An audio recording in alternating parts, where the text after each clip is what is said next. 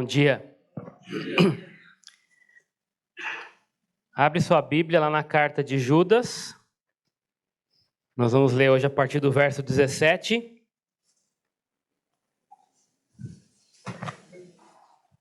Carta de Judas, Judas, meio-irmão de Jesus. Se você já achou, beleza. Às vezes é difícil, né? A gente está acostumado, né? Com algumas cartas assim. E se você não achou, pede ajudas para a pessoa do lado. Agora que caiu a ficha, que foi? Oh. Muito bem. Vocês viram aí que domingo que vem tem lasanha, né? Prepara aí, ó. Ajuda, né? Ajuda também. Comprar lasanha, encomendar. Vocês podem fazer a encomenda pelo WhatsApp da igreja, mas não é para pagar pelo WhatsApp da igreja, não. Tem outro WhatsApp para pagar para a gente controlar melhor. Então, às vezes, a pessoa já faz a inscrição lá, né? Encomenda e já... né? Porque o WhatsApp também dá para... Tem um Pix lá, mas não é esse, tá? Então, tem um para inscrição, aí depois você vai ser direcionado para o número que você tem que pagar. E se quiser pagar aqui também, com a Rosia ou no dia, fica à vontade. Nós planejamos vender 100 lasanhas no domingo que vem, né? Então, durante a semana, você nos ajude. E eu falo isso porque as pessoas deixam para chegar no dia aqui e pegar. E muitos sabem que quando chega na hora aqui, não tem mais.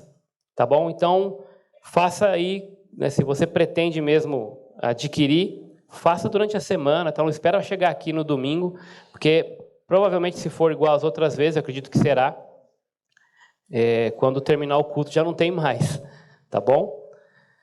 Isso é para ajudar no acampamento, né, para os jovens que estão desempregados, outros que são, né, não tem condições mesmo, né? Então a gente vai fazer, não só essa, vai fazer outro almoço também em janeiro e outras campanhas para... E a igreja tem sido muito generosa. Muito obrigado por isso já de antemão. Muito bem. Lembrando que essa carta, né, de Judas, Judas não é o Judas Iscariotes, esse é o Judas, outro Judas, né? Dos 5 parece que existem na Bíblia. Esse é o outro Judas, meio-irmão de Jesus, tá bom? E ele escreve, nós já temos estudado sobre isso, ele escreve essa carta e ele por algum motivo, Deus permite que ele revele, né, uma mudança de rota, né? Interessante, ele poderia simplesmente não ter falado nada, né? Não, vamos lá, vamos escrever sobre isso. Mas ele falou, eu queria escrever sobre a salvação, mas algo mais urgente agora. E ele vai falar nessa carta sobre a batalha da fé.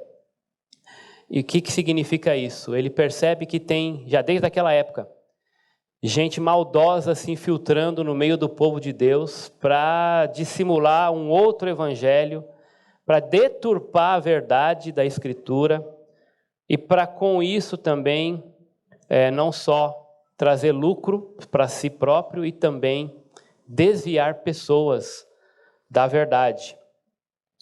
E é curioso que esse mal nos assola ainda hoje, né? E eu posso dizer que até mais, porque na época de Judas, para o camarada fazer isso, ele tinha que estar presencialmente lá na igreja, infiltrado no meio do povo de Deus. Hoje, para falsos mestres, falsos profetas invadirem a igreja e desviar pessoas, eles não precisam estar presencialmente no meio delas.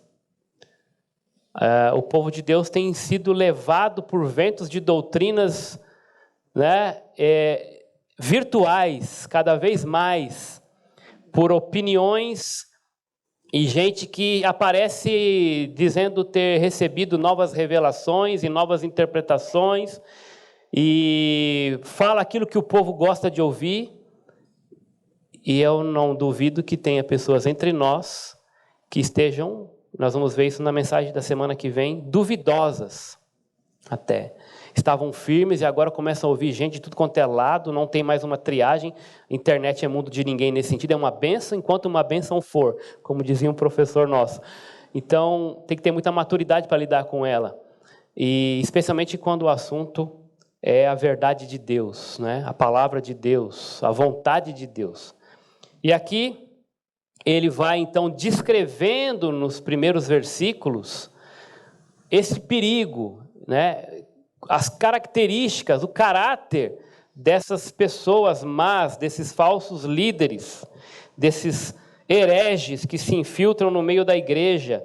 E nós vimos na mensagem da semana passada, né, características marcantes dessas pessoas, né? Enfim, gente que não tem nada de bom a oferecer, pelo contrário, tem maldade no coração e a intenção realmente deliberada de causar dano no meio do povo de Deus. Mas ele vai dizer também que essas pessoas já estão condenadas, né? Esses que são caracterizados lá no versículo 12, por exemplo, né? Como rochas submersas. Olha só as qualificações desses caras, né? Eles são pastores que só cuidam de si mesmos, ele vai voltar a falar sobre isso agora, nuvens sem água, né? Árvores sem frutos, ondas bravias, enfim, o destino dele já está traçado.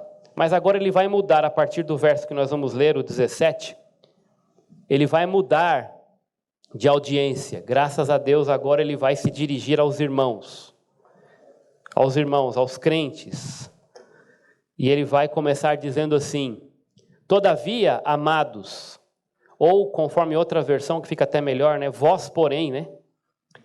Então agora ele está dizendo, bom, agora eu vou falar com vocês. Daqui para frente, até aqui eu descrevi como são esses falsos mestres, falsos profetas, esses hereges, quais as características dele, que tipo de dano eles vêm causar. Mas agora eu quero falar com vocês, como vocês devem reagir a isso, como vocês devem se comportar em meio a isso. E aí, esse amarelo é grifo meu, tá? Porque eu quero destacar essas palavras aí no corpo da mensagem. Primeiro, lembrem-se do que foi predito pelos apóstolos de nosso Senhor Jesus Cristo. Eles diziam a vocês: nos últimos tempos haverá zombadores que seguirão os seus próprios desejos ímpios. Estes são os que causam divisões entre vocês, os quais seguem a tendência da sua própria alma e não têm o Espírito. Edifiquem-se, porém, amados, na santíssima fé que vocês têm, orando no Espírito Santo. Mantenham-se no amor de Deus, enquanto esperam que a misericórdia do nosso Senhor Jesus Cristo os leve para a vida eterna. Antes de entrarmos nos pontos, eu quero voltar aqui para esse primeiro versículo, quando ele vai identificar aqui os amados, né? Ele vai agora falar com os irmãos, os amados. Quem são esses amados? Se você for lá para o verso 1, e Judas é tão pequenininho, mas é cheio de tríades aí, né? E já no verso 1, ele vai qualificar ou caracterizar esses amados. Ele vai dizer que esses, vós porém, também na atualizada, né? Quem são esses irmãos? Primeiro, verso 1, né? Quando fala na introdução, né, que ele escreve a carta, irmão de Tiago. Primeiro ele vai dizer que ele escreve aos que foram chamados. Como assim chamados, né? É interessante esse termo, porque ele nos faz pensar que você não se torna crente porque você quer. Não é você quem escolhe isso. Mas como assim, pastor? Né? Eu entendi, eu quis, eu escolhi, eu até chorei. Mas a Bíblia vai dizer, ela está recheada de textos dentro desse conceito maior, de que isso é um convencimento do Espírito Santo. Naturalmente, não há quem busque a Deus. O homem natural, ele repele as coisas de Deus. Para ele, as coisas de Deus são loucura. Então, é necessário que haja uma intervenção sobrenatural no seu querer. E a Bíblia chama isso de chamado. Ele é atraído àquela figura do pastor que quando chama a sua ovelha, ela o ouve, ela vem. Jesus até falou, ainda tem ovelhas que ainda não estão no meu aprisco. Ovelhas minhas que ainda não estão no meu aprisco. Olha que interessante, Jesus conhece cada uma delas pelo nome. Quem sabe hoje seja o dia de você entrar para o aprisco. Mas isso foge do seu controle, porque isso está numa dimensão espiritual determinada por Deus, que naquele momento, na nossa dimensão humana, vai causar em você o querer e o realizar. Porque quem opera isso não é você, é o Espírito Santo. Então, Judas traz essa compreensão, né, soteriológica, né, essa compreensão da salvação, de que isso não é querer, não é vontade humana, isso é uma escolha de Deus, um chamado de Deus. Olha que interessante, João capítulo 6, é difícil às vezes a gente entender isso, porque nós lidamos de novo com duas dimensões. Na dimensão humana é óbvio que você entendeu, é óbvio que você, né, com a sua inteligência você compreendeu as palavras do Evangelho, é óbvio que você se emocionou, que você levantou a mão, que você quis, ou até que você rejeitou.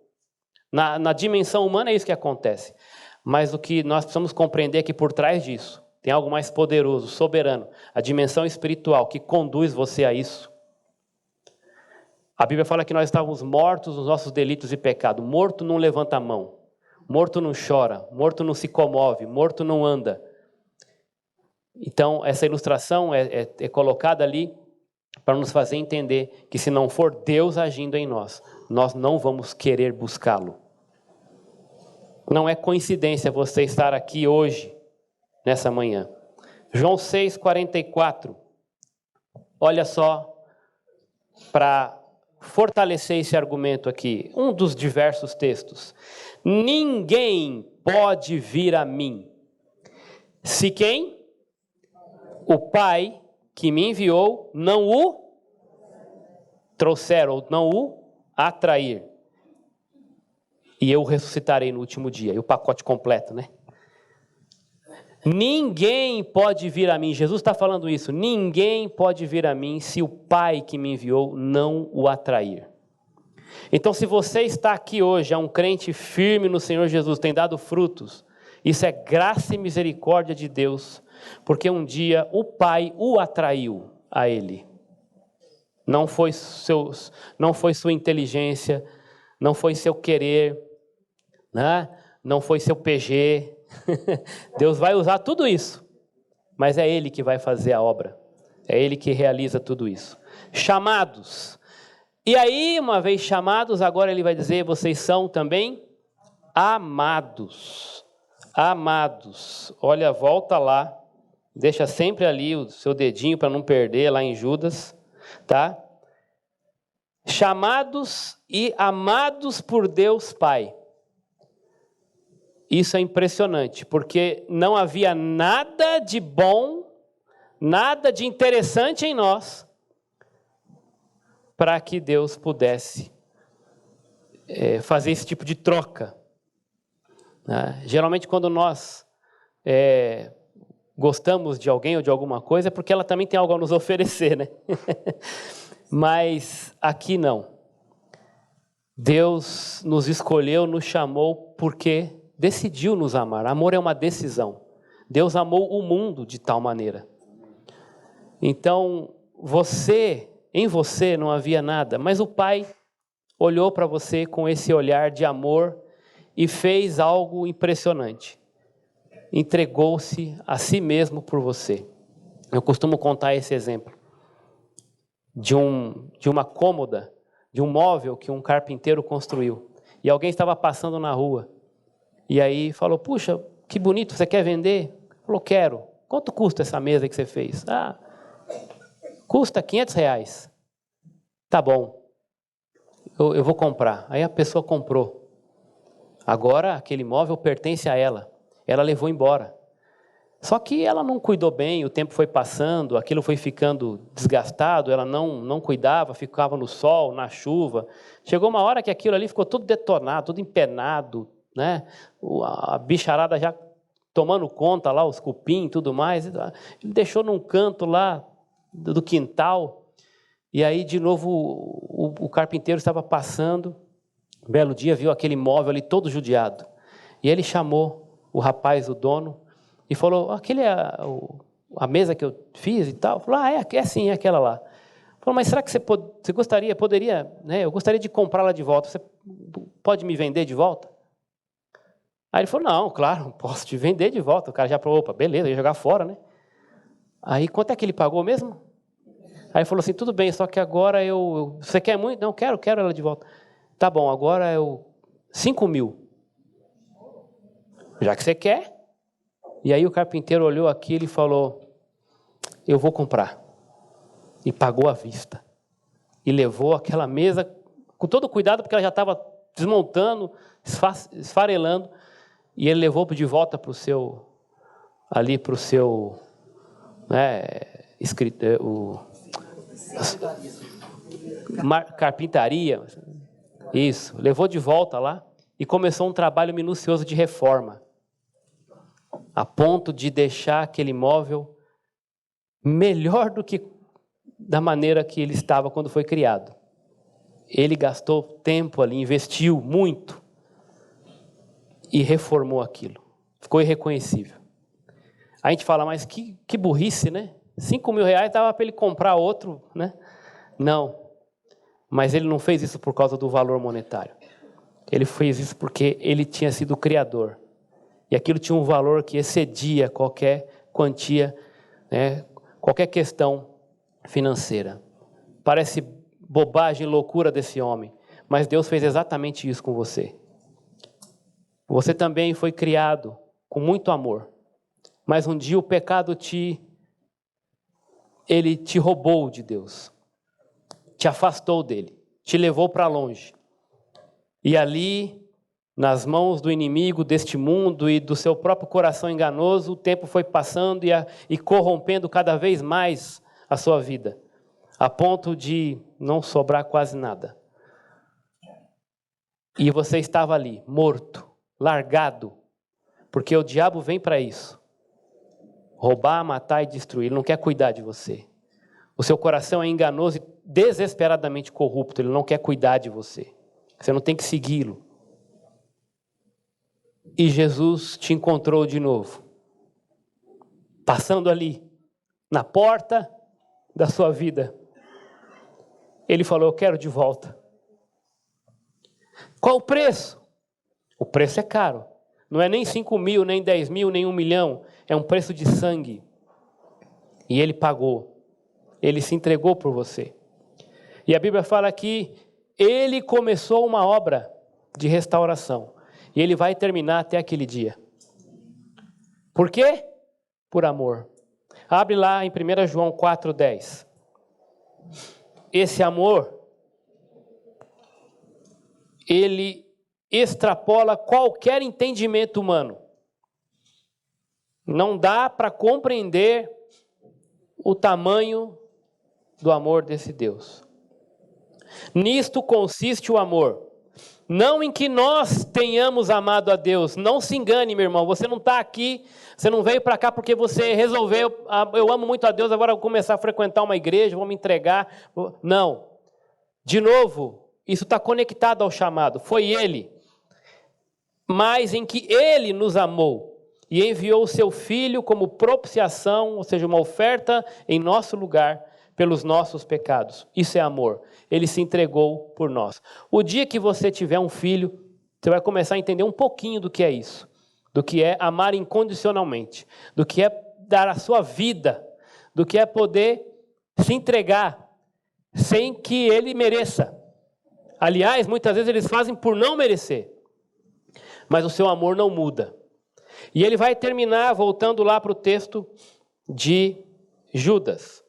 Ele vai dizer assim, guardados por Jesus. Olha que impressionante. Chamados, amados e agora guardados. Você não precisa ter medo, você não vai perder, porque você continua sendo um pecador, mesmo depois de chamado, de amado, você continua dando mancada, você continua querendo voltar para a lama, mas Deus disse assim, aquilo que eu comecei eu vou terminar.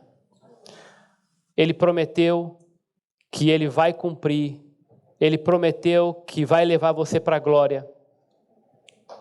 Ele é quem garante o resgate do penhor até aquele dia. Está selado com o Espírito Santo, aguardando aquele dia da promessa. E Ele garantiu que você vai ficar guardado nele. Ninguém vai te arrebatar da mão do Pai. Essa é uma promessa do Senhor. E é uma esperança que nós temos de chegar àquele dia glorioso, que já está determinado por Deus. Porque aqueles que de antemão Ele chamou, Ele também glorificou. Isso é uma garantia daquele que não pode mentir nem voltar atrás. Olha lá, segundo aos Tessalonicenses. Segunda carta de Paulo aos Tessalonicenses, 3:3. 3:3. Mas o Senhor é fiel, Ele os fortalecerá e os guardará do maligno. É uma promessa, uma garantia do Senhor. Guardados em Jesus Cristo, até o dia final. Com base nisso, então, relações fundamentadas na fé aí se mostram primeiro por meio da lembrança. É muito interessante quando o autor começa dizendo: lembrem-se do que foi predito pelos apóstolos do nosso Senhor Jesus Cristo. O que ele está falando aqui? Olhem para trás e vejam, percebam que os apóstolos, né, e obviamente também os profetas, aqueles que falaram em nome de Jesus, falaram a verdade de Deus, a palavra de Deus foi pronunciada por eles. Então, a nossa primeira atitude é de voltar, diante dessas heresias, diante desses falsos mestres, é voltar para a verdade, voltar para a fonte da verdade, aquilo que é sólido, onde nós podemos, a rocha, onde nós podemos firmar o nosso pé e nenhuma tempestade, nenhum vento de doutrina poderá nos derrubar. Quando nós estivermos alicerçados, lembrando da fonte da verdade, voltando para ela, a predição dos apóstolos nada mais é do que a Escritura. Então aqui é um convite, mais do que um convite, né, um chamado, né, para voltarmos para as Escrituras. Então, fortaleçam-se na fé. Ele vai falar isso depois. É o quê? É a mesma ideia aqui. Busquem a palavra. Isso é o básico, gente, mas é o fundamental, é o mais importante, porque se você não estiver alicerçado na palavra, se você não se lembrar da palavra, qualquer nova palavra, e isso está cheio, né, tem surgido cada vez mais falsos profetas tentando seduzir seu ouvido e seu coração com novas revelações, e não existem novas revelações, irmãos. A palavra de Deus é perfeita e completa. Ela não precisa de releituras, de atualizações. O que ela precisa é que se obedeça, que se conheça a verdade como ela é. É muito cômodo, às vezes, né, uma nova revelação, por quê? Porque ela quer trazer uma releitura daquilo que é difícil de cumprir, daquilo que nos incomoda, que faz doer. Mas o autor aqui está dizendo: lembre-se do que foi predito pelos apóstolos. E eles já falavam sobre isso. Nos últimos tempos, aqui a ideia de último tempo, o último tempo começa com a chegada do Messias. O autor tinha essa consciência. As Escrituras apontavam para isso, que com a vinda do Messias se inauguraria os últimos tempos. Nós estamos vivendo ainda os últimos tempos, tá bom? Falar em últimos tempos, estamos aqui também mas a ideia dos últimos tempos é isso, a inauguração com a chegada do Messias. Então, não é estranho que Judas, já há muitos anos atrás, falava sobre os últimos tempos. Mas para Deus, irmãos, de novo, olha as dimensões, né? Puxa, pastor, mas já passou mais de 2000 anos, ainda estamos no último tempo. Para Deus, um dia é como? Então, na escatologia, no tempo, na dimensão escatológica, divina, nós estamos vivendo essa última semana, esse último tempo do céu, né? Então lembre-se que essas pessoas vão, né, nos últimos tempos eles vão surgir e a característica deles é haverá zombadores. E aqui o termo é forte, né? Pessoas que estão ali deliberadamente, de maneira intencional, fazendo chacota com a verdade. Por isso que ele fala, lembra da verdade, porque eles vão desviar você da verdade. Eles vão até falar coisas gostosas de ouvir, vão prometer coisas para você, os templos vão ficar lotados de pessoas que vão para ouvir coisas que vão afagar o seu ego, né? A teologia do coach, né? Que você tem em você mesmo a chave, a saída para tudo, que você é essencialmente bom, né? Que você tem que acordar dizendo assim, eu mereço ser feliz, né? Não é assim que o pagodeiro diz? Então, e eles vão colocar isso nos púlpitos. Cuidado, eles são zombadores. Eles fazem escárnio, chacota com aquilo que é a verdade. Tudo com uma intenção. Eles querem sempre trazer benefício para si. Porque esses camaradas, eles vão colocar o povo de Deus numa categoria onde eles são aquelas pessoas que não têm a revelação. Eles carecem de alguém maior do que eles, né? Alguém privilegiado que recebeu uma revelação especial, está num patamar superior de contato com Deus, e o que eles, então, vão falar isso aqui, que, coitados, né? Eles são apenas crentes, mas não têm a segunda, terceira, quarta bênção, e vão ter que apenas ser guiados pelos seus interesses pessoais, os seus devaneios, as suas filosofias vãs. Esses são os que causam divisões. E eles, olha aí, de novo, né? Concordando com o que ele já tinha falado nos versos anteriores, seguem a tendência da sua própria alma. Ou seja, querem só para si, querem fazer o que agrada o seu gosto. Não estão preocupados em obedecer à verdade, mas seguir a tendência da sua própria alma. E ele resume, ele termina dizendo aqui, esses camaradas não têm o Espírito, gente. Falam bonito. Jesus falou, esses caras podem fazer até milagres. Mas ele nunca conheceu essa turma. Esses caras não têm o Espírito. Não podem ser chamados de irmãos. Lembrem-se, então, dessas pessoas. Primeira, a relação fundamentada na fé, ela passa por meio dessa lembrança desses falsos mestres. E segundo, a perseverança. Porque ele vai voltar ali e falar agora, qual é a atitude de vocês? Edifiquem-se. Olha aqui que é uma ajuda mútua, né? É um ao outro. Edifiquem-se, porém, na santíssima fé. De novo, volta para a Escritura. Volta para a verdade. Um ajuda o outro a caminhar com a verdade. Quando um estiver desviando o outro, opa, peraí, isso aqui que você está fazendo não bate com aquilo que nós aprendemos, que nós ouvimos dos profetas lá atrás, dos apóstolos. Não estamos, isso aqui não faz parte da doutrina dos apóstolos. Então, ajuda o mais fraco, né? Ensina a criança no caminho que ela deve andar. Edifiquem-se na santíssima fé. E aí ele vai falar também do poder da oração. E a oração no Espírito, é interessante eu estudar essa questão de no Espírito, né? Ou pelo Espírito. Os autores vão enfatizar a ideia de que existem orações tão mecânicas, né? Você já deve ter experimentado isso todo dia, né? Aquelas orações que você não está nem aí, você faz assim pela rotina mesmo. Você agradece ali pelo alimento, faz uma oração corrida ali por uma coisa ou outra, às vezes com repetições vãs. E aqui ele está enfatizando de você estar em comunhão, em conexão com o Deus Todo-Poderoso, o Espírito Santo.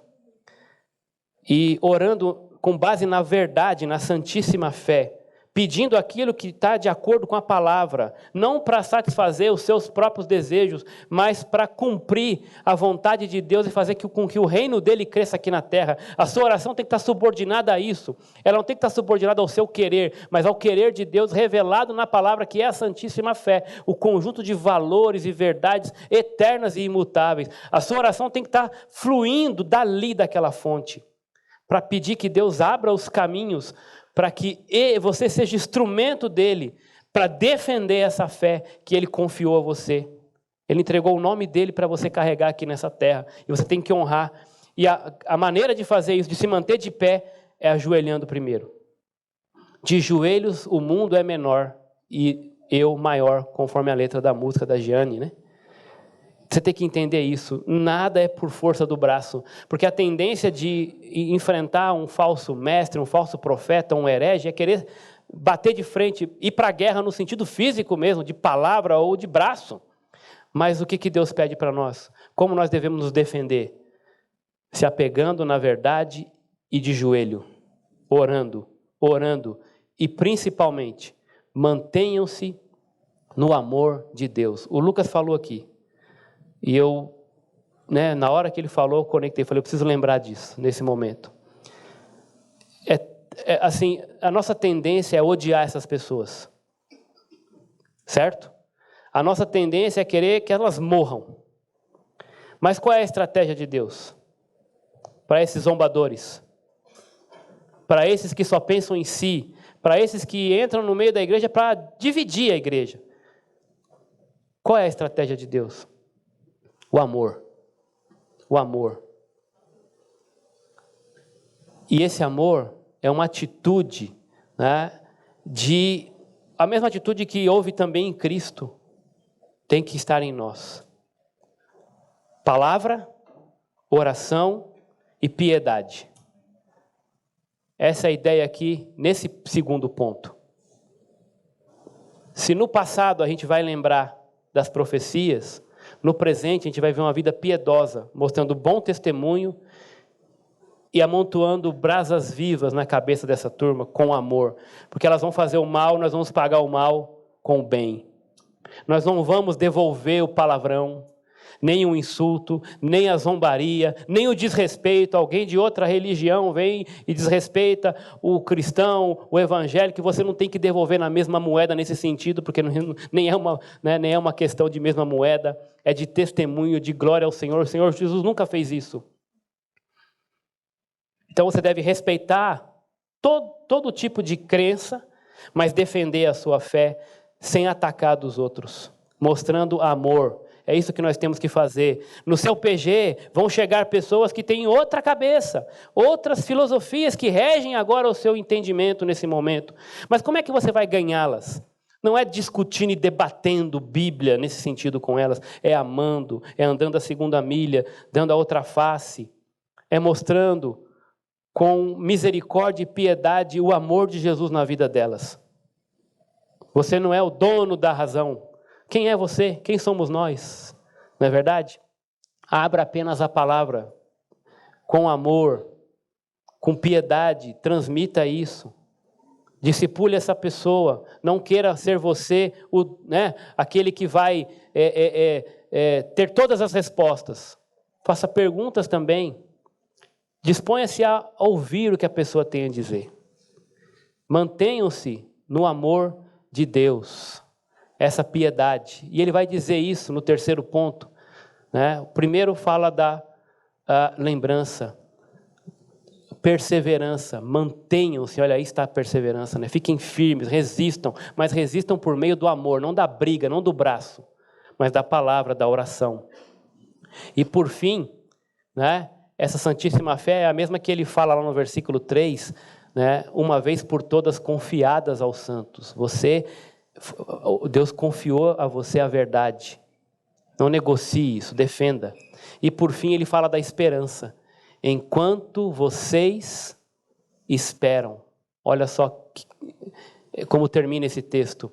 Mantenham-se no amor de Deus enquanto esperam. E esperam o quê? Aqui está a esperança, Esperam o quê? Que tem uma promessa para o futuro. Esperam que a misericórdia de nosso Senhor Jesus Cristo os leve para a vida eterna. Abre lá em Tito, livro de Tito, carta, de Paulo a Tito, capítulo 1, nós já estudamos ela.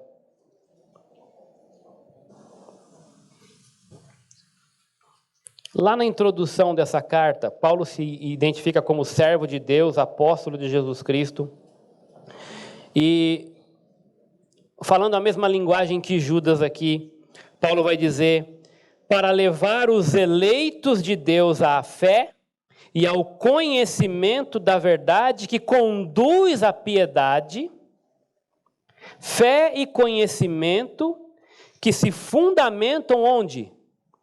Na esperança da vida eterna, a qual o Deus que não mente prometeu antes dos tempos eternos. Olha outra vez aqui a dimensão espiritual invadindo, né, a dimensão terrena, a dimensão humana, e dando aquele nó no na nossa cabeça. Como assim?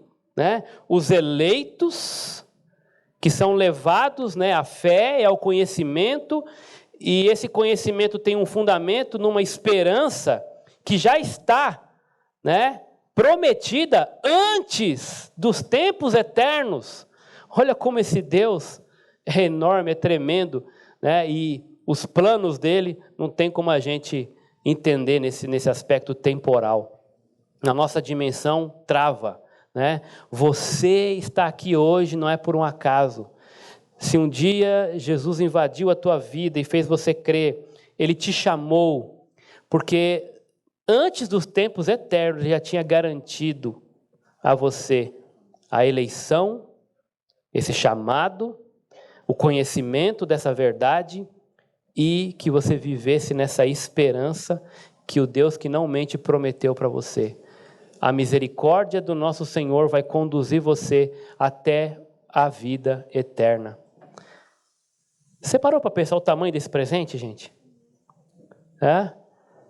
Dá para não ser grato diante disso?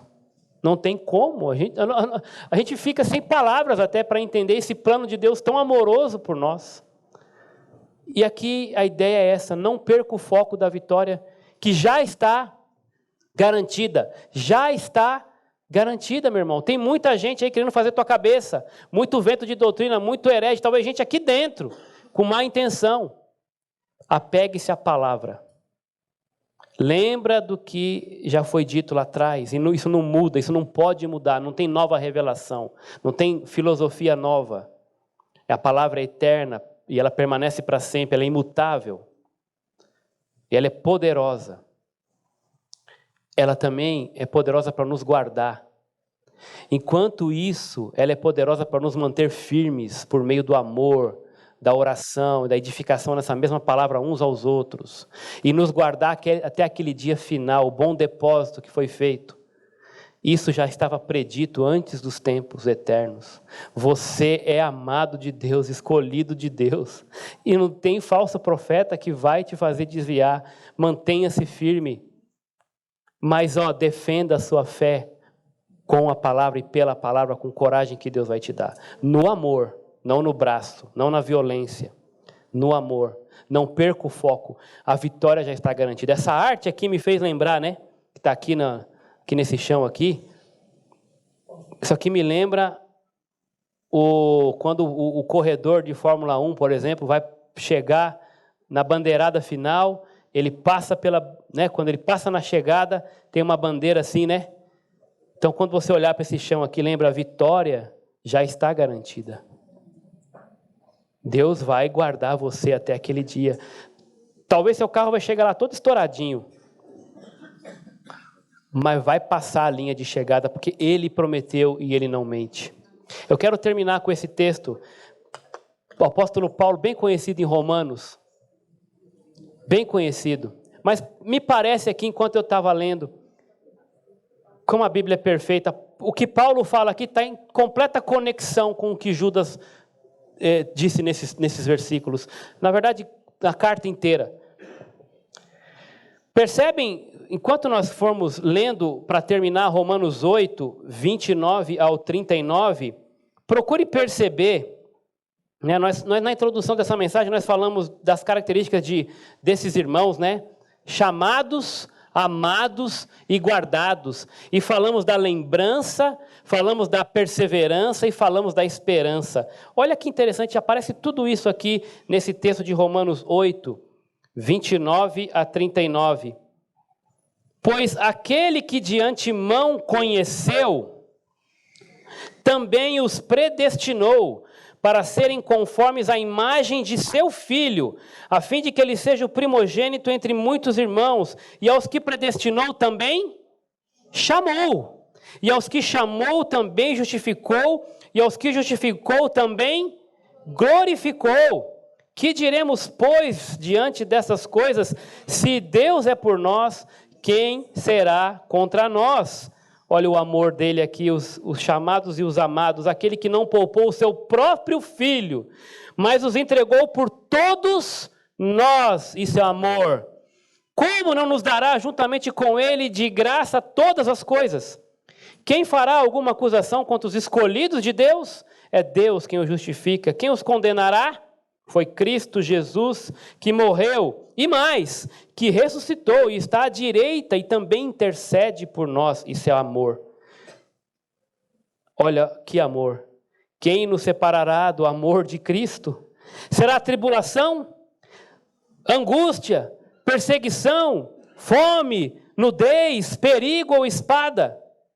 Como está escrito, por amor de ti, enfrentamos a morte todos os dias, e agora aqui a esperança. Aqui está, né, a lembrança do que Jesus fez por nós, aqui está a perseverança nesse versículo. Por amor de ti, enfrentamos a morte todos os dias. Somos considerados como ovelhas destinadas ao matadouro. Isso não muda. A perseverança tem que continuar hoje, por meio da piedade, no presente. Porque os falsos mestres estão aí. O nosso coração continua enganoso. O diabo continua rugindo aí. Por amor a ele, todos os dias, enfrentamos a morte nesse sentido. Somos considerados como ovelhas. Mas olha a esperança bendita aqui. E olha como nós somos guardados em Jesus. Versículo 37. Mas em todas essas coisas somos mais que vencedores por meio daquele que nos amou.